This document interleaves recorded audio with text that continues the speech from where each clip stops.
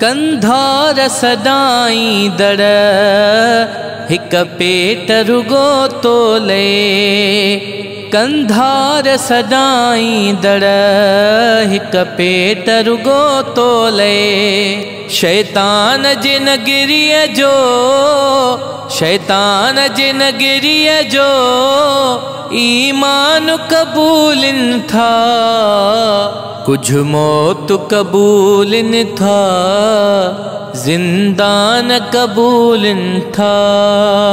कुछ मौत कबूलिन था जिंदान कबूलिन था। कुछ तो गुलामी जो कुछ तो गुलामी जो इंसान कबूलिन था। कुछ मौत कबूलिन था जिंदान कबूलिन था।